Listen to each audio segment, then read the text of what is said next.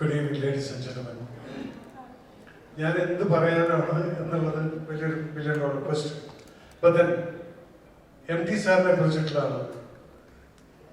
എന്നും ഒരു പ്രാവശ്യം മാത്രം ജീവിതത്തിൽ കണ്ട് സംസാരിക്കാൻ പറ്റാതെ ഞാൻ ആ കാലം തൊട്ട് മാറിപ്പോയിട്ടുള്ള വ്യക്തിയാണ്.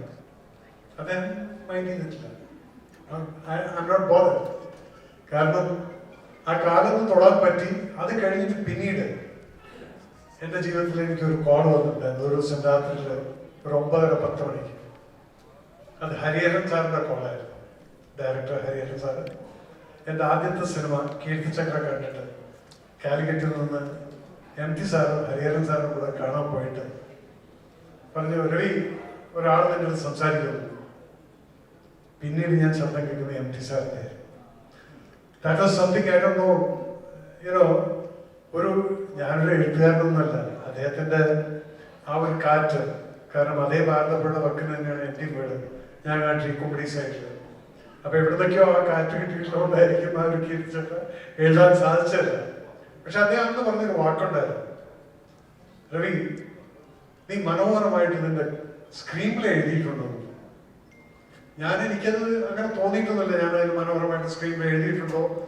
ഞാൻ എൻ്റെ മനസ്സിൽ വന്നൊരു സാധനം എഴുതി, പടം സിനിമയായി.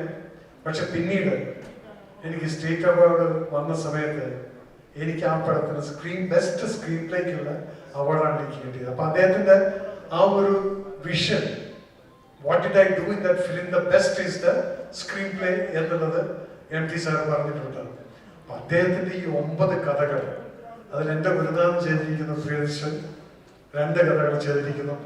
ഇതെല്ലാം സത്യം പറഞ്ഞാൽ ഇന്ന് രാത്രി ഞാനിത് കഴിഞ്ഞ് ഇവിടെ പോയിട്ട് വീട്ടിൽ പോയിരുന്നത് ഈ സിനിമ ഫുൾ കണ്ടതിന് ശേഷം ഉറക്കമുണ്ടാവും.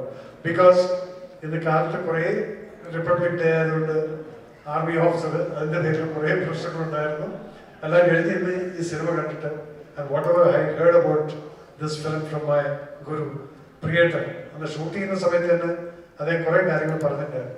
Anyway I am excited about it and I wish all the people, Raritan and Santosh, the man who brought me into the film industry. Do you know that? ഓർമ്മയുണ്ടാവില്ലായിരിക്കും. സന്തോഷാണ് എന്നെ സിനിമ ഇൻഡസ്ട്രിയിലോട്ട് കൊണ്ടുവന്നിരിക്കുന്നത്. സന്തോഷിന് പോലും ഓർമ്മയുണ്ടാവില്ല. കാരണം ഹിന്ദിയിലൊരു പടം പുക്കാർ എന്നൊരു cinema Rajkumar Santhosh ചെയ്യുന്ന സമയത്ത് സന്തോഷായിരുന്നു എൻ്റെ ക്യാമറമാൻ. അന്ന് അദ്ദേഹം രാജ്കുമാർ സന്തോഷിയോട് പറഞ്ഞു, സിനിമ സെൻസിൽ ഒരു ആർമിക്കാരനുണ്ട്, അദ്ദേഹത്തെ വിളിച്ചാൽ ഈ കഥയ്ക്ക് ഉപകാരമാകും. അങ്ങനെയാണ് ഞാൻ ആദ്യം പുക്കാർ സിനിമയ്ക്ക് പോകുന്നത്. അതിനുശേഷം സന്തോഷമൊന്ന് പോയി. പിന്നെ വേറെ ആൾക്കാരൊക്കെയാണ് ഷൂട്ട് ചെയ്തെങ്കിലും ആ സിനിമയ്ക്ക് നാഷണൽ അവാർഡ് കിട്ടി. അങ്ങനെയാണ് ആ സിനിമയുടെ ലൈക്കിങ്. അങ്ങനെ എല്ലാവരും ഇരിക്കുന്നതുകൊണ്ട് ഈ ഒരു സ്റ്റേജിൽ വന്ന് സംസാരിക്കാൻ പറ്റിയ വളരെയധികം സന്തോഷമുണ്ട്. എന്നോട് പിടിച്ചു നിർത്തി എന്തിനാണെങ്കിലും എനിക്ക് മനസ്സിലായെങ്കിലും എന്നെ കൊണ്ട് പറയാൻ പറ്റുന്നതൊക്കെ ഞാൻ പറഞ്ഞു തീർത്തിട്ടുണ്ട്. Thank you so much. God bless you all. I wish all the best to. And thank you, Z, bringing this to the public. Thank you so much. God bless you. Bye. Thank you so much. Please have your seat. അങ്ങനെ നമ്മളുടെ പുതിയതായ trailer